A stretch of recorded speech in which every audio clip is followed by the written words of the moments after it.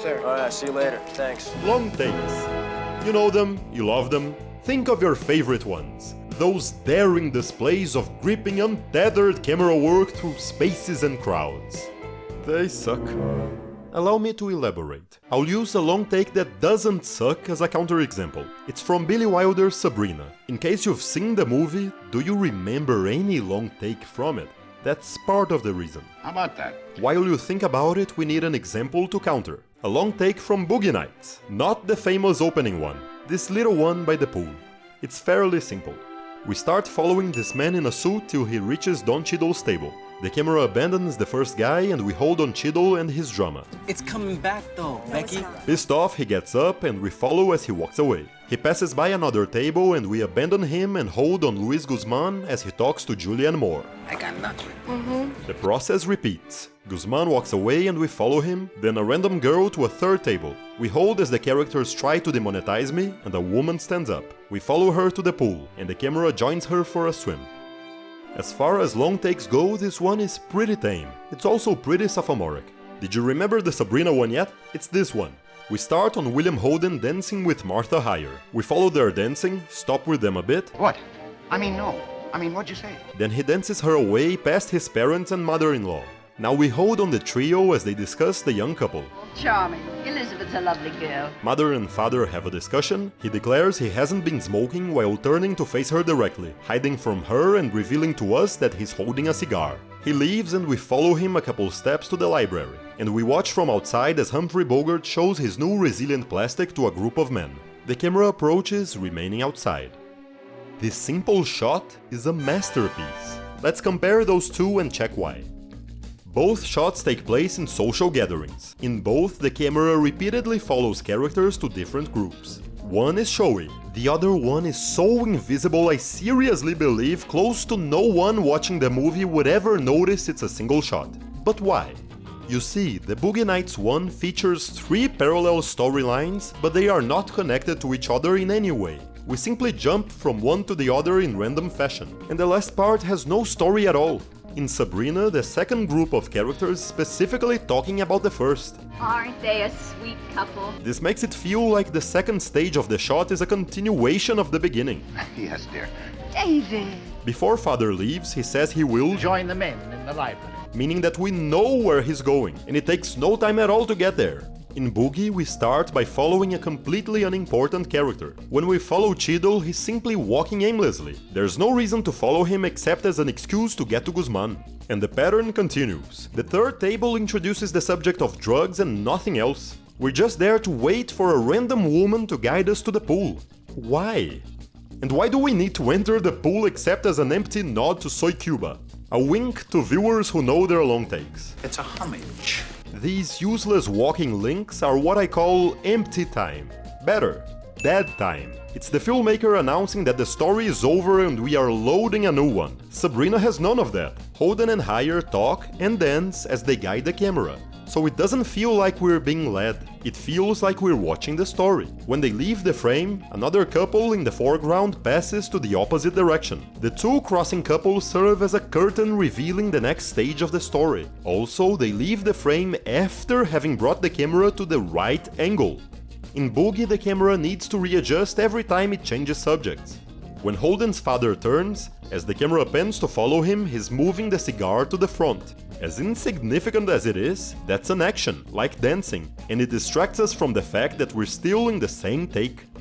In the instant he's finished bringing his cigar forward, we've already found the library, which shows something strange enough to attract our eyes. Unlike the pool, which has nothing to see, at least not well photographed. I don't want to go over the writing, how Sabrina is sharper and dramatizes its situations. Now, Oliver, My throat's dry. have you been smoking? Maud, I stopped smoking 3 months ago. Showing visible distinct personalities instead of randomly shooting bullet points around in easy non-dramatic form. I want to go over how Billy Wilder hides his technique, how he serves the story and nothing else, while PTA is desperate to be admired. Can you believe he was only 27 when he made Boogie Nights? Yes I can. And when I'm done, so will you. The Boogie approach is the only type of long take that's celebrated. The reason is simple, it's the only type of long take that's noticed. People can only see the camera that reveals itself, that wiggles around and takes the stage. But with this video I'll help you to finally find the true jewels of cinema, the invisible classical shots. The unassuming takes that silently guide you and never ask for anything. And maybe some of you will agree that that's far more impressive. Always make it a point to have control. I know full well I'm only a mouse fighting a gorilla. Everyone loves those bombastic feats and it's unlikely one video essay, as long as it is, will change that. But bear with me, it might make more sense than you expect. I always make it a point to be lucky, too. For years I've been defending the classical approach of long, wider takes with elaborate staging. That's not the same as defending long takes in general. The showy tracking shots that make internet lists are worlds away from the excellence I support. Dynamic angles. We live in a dynamic age, gentlemen, with dynamic competitors. Here's what I will do in this video. I'll stick to mainstream narrative fiction films. Art house is a universe of its own, so let's leave it there. That means no Soy Cuba, no Russian Ark, no Angelopoulos, and I'm sorry to say it, but no Tarkovsky. Slow cinema plays by other rules. It would need a video of its own. For the same reason I'm excluding that shot from Atonement, which is gorgeous, but it feels straight out of Miklos Jančo. Also, no Gravity. Kristen Thompson calls it an experimental film, and I agree. I'll use the terms long take and tracking shot interchangeably, whether it tracks or not. One or two, whether the whole scene is in a single shot or not. Also, plan séquence. Getting stuck on nomenclature ruins progress. What matters is, what do we mean by long takes? How long is long? I never found a set number, but when I use the term I imagine there's a minimum length of 30 seconds. Too short? Well, that's much higher than average shot lengths have ever been in the sound era, and I don't intend to exclude fine examples on a technicality. We'll go with 30 seconds. Now I'll explain what makes classical tracking shots special, what makes them invisible, and why the kinetic bluster of the more famous oneers is not really that special. Basically, long takes aren't built the same. And to think they are is like thinking that a syntactically flawless Henry James sentence is the same as rambling run-on sentences, just because they're both long. And on that note,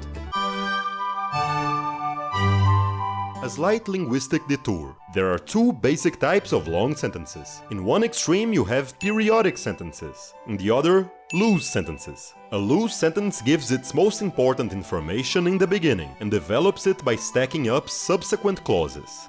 Edward Gibbon. The various modes of worship which prevailed in the Roman world were all considered by the people as equally true. Now extra clauses, by the philosopher as equally false, and by the magistrate as equally useful. It's closer to normal speech. Information, development.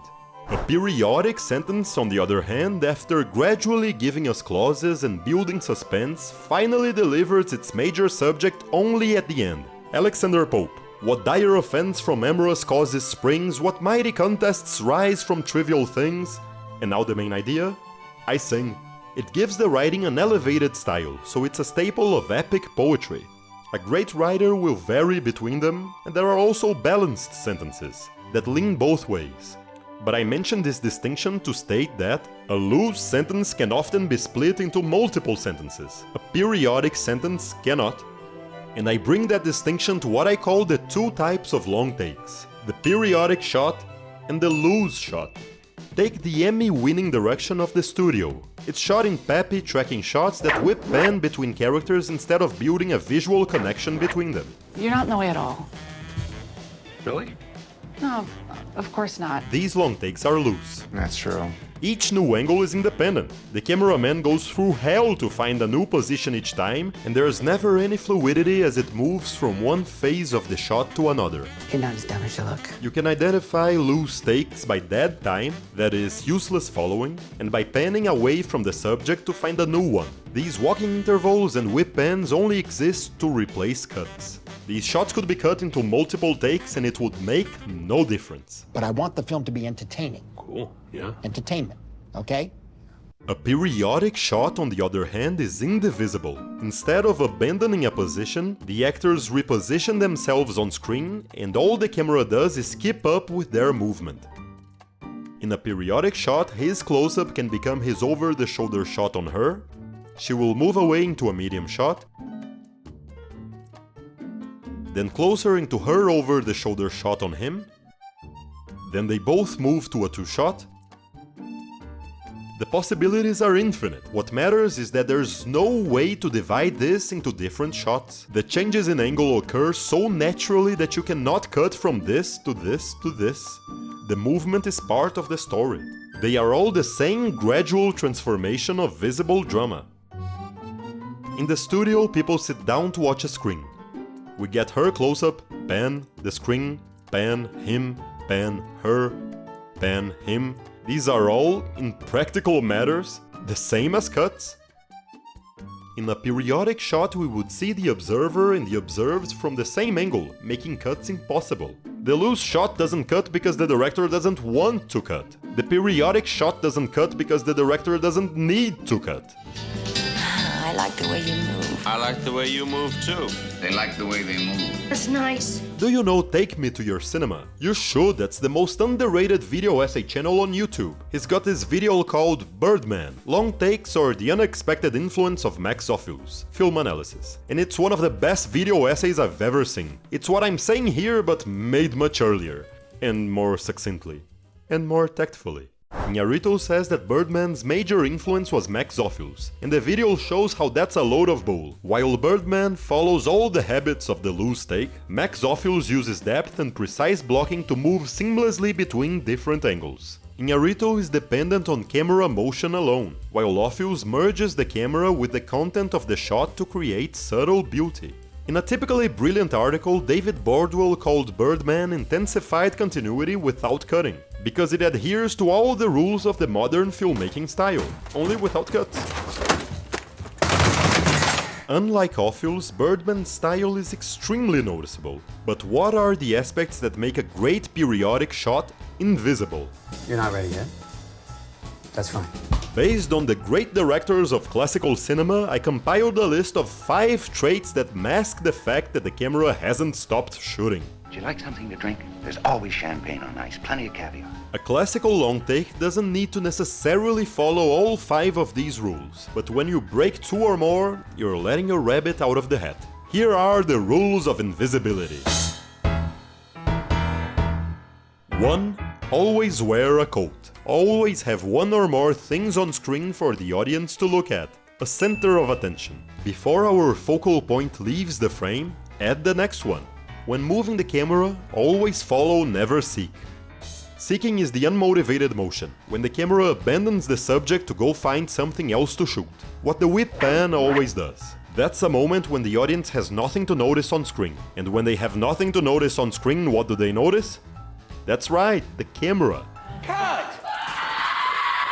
If we need to pan to add something else, make sure the first actor is still on screen when the new one is included. That is, include, don't seek. Still, no absolutes. A little seeking here and there doesn't hurt, especially in comedy and suspense. It's only a problem when these coatless pans become the norm.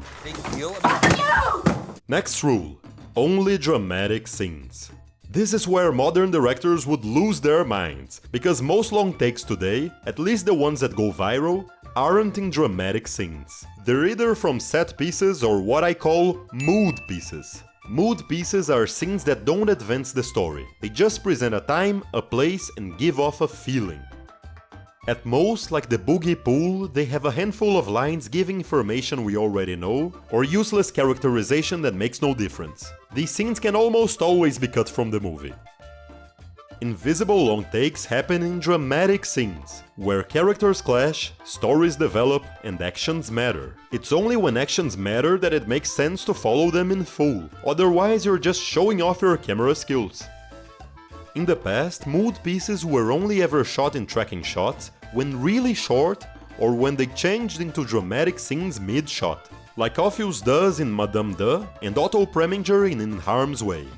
There were also rare set pieces in one take, like the extraordinary hold-up from The Killers, one of the first long takes I ever noticed, which should tell you something.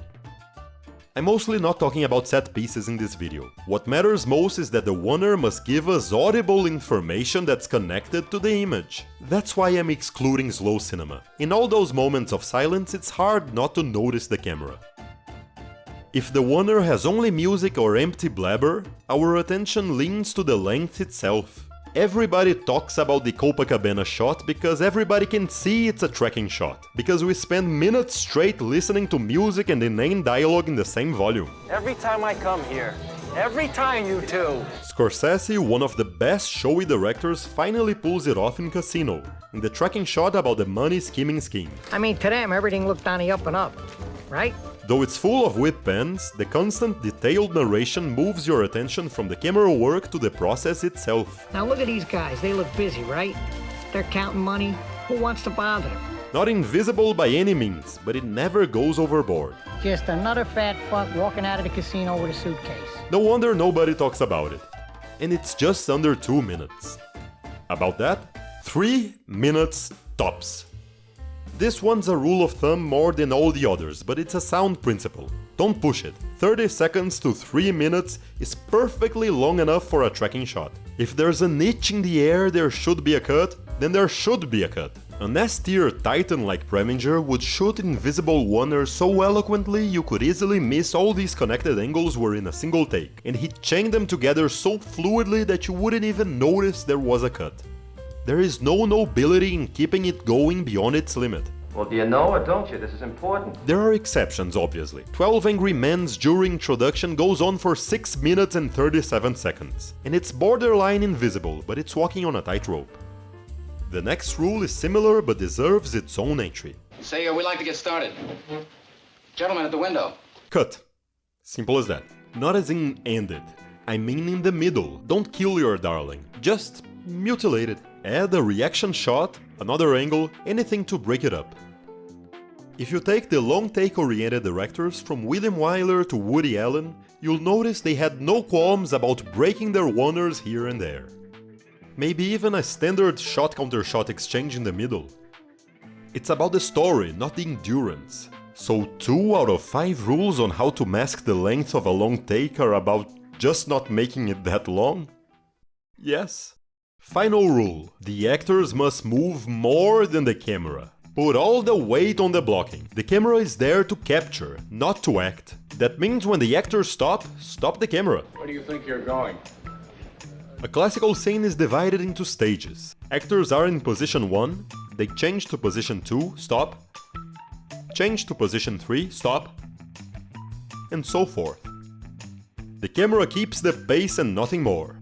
Remember that what makes music is as much the silence as the notes, to paraphrase Debussy. So pause on that angle a while. I might as well say it in this rule. Easy on the walk and talk. Prioritize ensemble staging. A walk and talk reliant oner is much easier to notice, so keep those promenades short. It's supposed to be a tool, like a push-in for emphasis. Well, as long as the lady's paying for it, why not take the vacuum? And these lessons 5 be the laws of invisibility. But the real difference between periodic and loose is in 2 directing principles I shouldn't even need to mention, because they should be basic principles for any filmmaker shooting anything. But since they're not followed at all by the show-offs, I'm gonna give these principles their own segments. Boogie directors can't compose. Let me tell you about a Korean film called Cobweb. It's about a film director facing a troubled, read normal shooting. He's obsessed with filming his movie's climax as a plan séquence. 물랑 세캉스란 말이 뭐냐 도대체? 불어 아닌가? 브라사마 같은데요? Though nobody involved seems to have ever heard of the term plan séquence. 그리고 그거 뭐야 그거 뭐 블랑 세캉스? 그거 뭐야? 아, 이게 끊지 않고 원시도 원컷으로 이렇게 길게 이렇게 가는 겁니다. We finally get to the plan séquence and it's that typical sloppy, needless oner we're so used to. Briefly, this is what happens. A woman finds a corpse. She pours gasoline all over the room and lights it on fire. She's attacked by a second woman who kills her with a toad. She runs upstairs. A third woman walks in, grabs the toad, and goes after the second woman. That's it. The shot is full of quick motions that replace cuts, and every frame is only interested in the subject in the middle. Composition is casual and unplanned. This clear lack of care for the image as a whole is normal in movies in general, but in loose tracking shots in particular. Compare these clumsy visuals to Otto Preminger, who's not fussy about keeping it going, but he is about the exact spot where he places his camera. Dividing his long take into perfectly recognizable stages in which each frame shows information vertically, horizontally, and in depth. The actor is the major subject, but he trusts the audience's eyes to find him without cramming the camera on his face and ignoring all else. And Preminger didn't save hard work only for climactic moments. Remember rule number 2. Watch this scene. Gene Tierney framed by well-positioned actors. While the camera pulls back, they rearrange themselves, hiding the camera movement. The ensemble saves a room for the background doorway, obviously to be used. Here's a video on background doorways. Jose Ferrer walks in and steals the camera. Shot counter shot because that's not a big deal. He brings the camera to an ensemble that uses the entire geography of the screen. Left, right, top, bottom. Front and back too. He crosses from right to left, the camera panning and inverting this actor's position. The new phase frames this trio, leaving open space here. Promptly used. Back to the previous phase and he takes Gene Tierney away. Mind how I didn't say a word about the story but you still understood everything. A group of people is ganging up on this woman. A man arrives and takes charge of the situation. And the camera. He casually picks up the woman's hat, new important information arrives. He gives her her hat, picks up his own, preparing to leave. He guides her to the exit, with a stop to pick up her purse, and sing. That's what I call a periodic shot. It's an entire visual grammar eloquently written on screen. It's now legally yours, Mrs. Sutton. You've bought it, paid for it, and are free to wear it. How many directors today would have the care to organize an ensemble with empty space for another character to walk in and add the final note to the chord? Why bother when you can just whip pan? The meeting is right now. This disinterest in composition is directly related to another primordial part of directing that's all but dead in the loose oneers. What is this guy, a lawyer? Staging being the arrangement of actors, objects, and the overall location within the frame. Boogie directors can't stage. Why should they learn to? They have steady cams, cable cams, spider cams, their cameras are light, you can just toss them around as you please. Go Tyler, go! Go Tyler, go Tyler, go Tyler, wow, Lincoln! But creativity has no more fertile soil than limitation. The oldies had no choice but to prepare. Heavy cameras, heavy rigs, unwieldy lights and microphones. You better position every actor and every prop in the right spot. You're an expert, Mr. Stanton. You know the exact value of a man's word against facts. Take Cobweb's plan séquence. Besides the impromptu looking composition, notice how the camera never seems to be well located. It needs to circle around the body instead of having started already inside. It needs to run to catch this object because it fell too far. It needs to whip pan to find this woman because her entrance is not close to the stairs. Everything's in the wrong place. The director didn't care because he could simply wiggle the camera around and fix it as they go. What better word is there than loose? In the earrings of Madame De, watch how Max Ophüls places everything and everyone properly. We watch a band, but our main characters can be seen dancing in the background in the mirror, meaning there's synergy between how the set was built, where these actors were placed, and where these other actors were placed. We follow a musician. He makes a stop to light his cigarette. And what's that? A convenient mirror so you don't forget who the major players are. We follow him again and where's the exit? Right next to our leads. No need to seek them, they're right there. All the camera does is push in a bit. They approach themselves to get a closer angle. A lamplighter steals the camera and stops in one position. A second one, with the camera tilting invisibly to better show the chandelier. Then he walks around the room, guiding us through his reflection, another lamplighter, another musician leaving, the lovebirds' reflection. Then he ends in a third position, which shows the couple's reflection again, and as the final musician is included, the camera ends in darkness. We follow unimportant characters, but this isn't that time, because they are performing actions and we are getting information while we follow them. This is a mood piece, with a dramatic middle. but it's still periodic. I admit that criticizing that random cobweb film is unfair. I want to make it clear I normally never criticize a film that's not widely known and praised, but this case is too appropriate. A director directing a film as normally as autopilot up and decides for no reason that a specific set piece is supposed to be a single disorderly shot. Why? Because it's a plan séquence. plan séquence라는 건 무슨 뜻이야? 그건 롱테이크로 끊지 않고 한 번에 쭉 찍는 거를. Still, why? Honestly, I blame Hitchcock.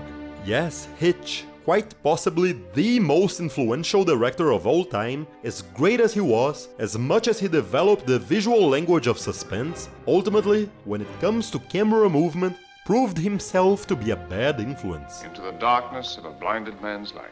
Except for his short, long-take face of Under Capricorn and Rope, which is too unusual to be an example, he only ever used tracking shots for fireworks, to build suspense like The Young and Innocent Killer, or to deliver visual exposition like the apartment presentation in Rear Window.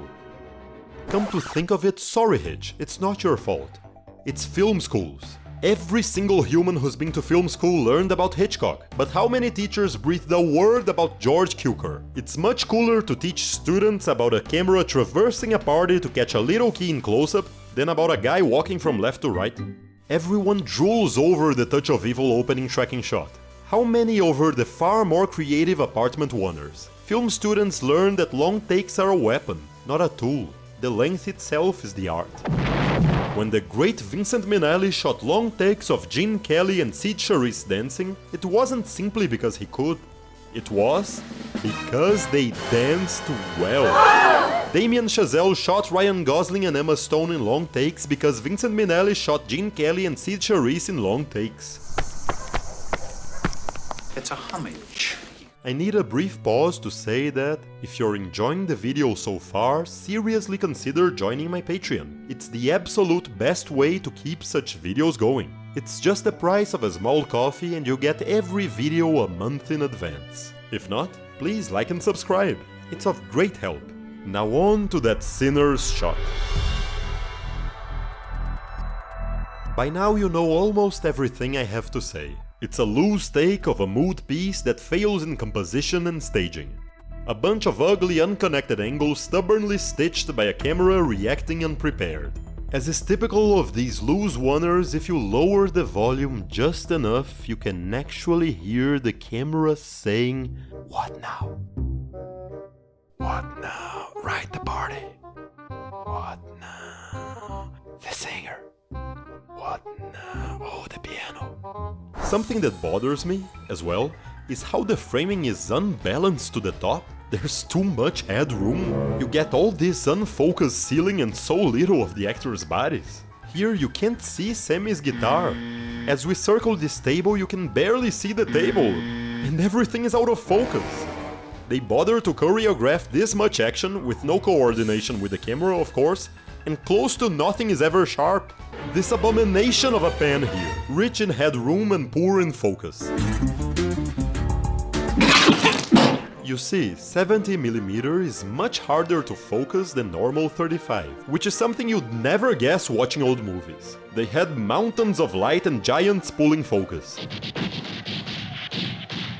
Now, Sinners is dark, literally dark. Shot itself in the foot, I'd say. It's sad if you compare this shot to this moment from Renoir's Grand Illusion, when characters sing La Marseillaise. A musical mood piece with the camera drifting from character to character, but the composition is always on point and integrated with the staging. There's hardly a place where a what now would fit. If you can hear a what now, I'll tell you what should come now. A cut. As we conclude, I can already hear the cries. It's kinetic, dynamic. It puts you inside the subjective state of the characters better than the objective camera of old movies ever could. It's more realistic. La La Land is about small people with big feelings, not great dancers. It's the elevation of normal folk. You're supposed to get lost in the music of Sinners. The imperfect image imitates that feeling of rapture. Guys, Don't make me tap the sign. This is all the intentional fallacy. Catch-all alibi is meant to replace quality. Art should be judged by what it is, not what it intends. Being bad on purpose doesn't make it good. Notice how you don't need a word to justify any of the periodic shots I gave as examples. You don't perfume a flower.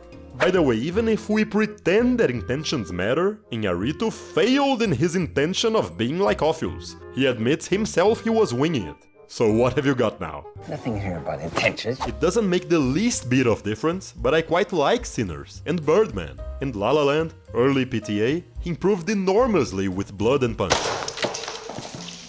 Okay, this was one of the old ones, so do we have a new one around, Lance? The Romans said that true art is to conceal art. We call classic movies classics for more reasons than we know.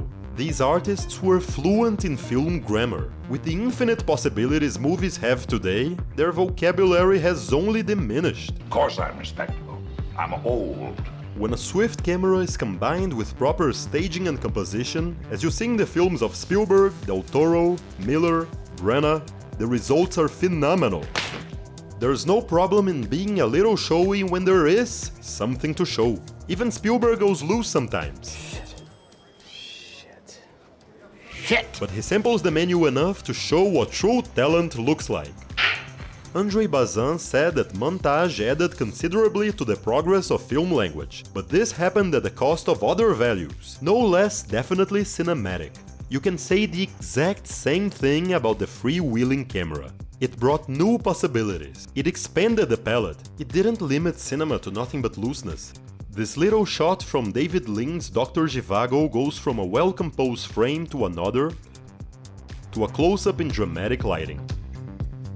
It has more artistry, creativity, and beauty than all famous loose oneers put together. Don't settle for less.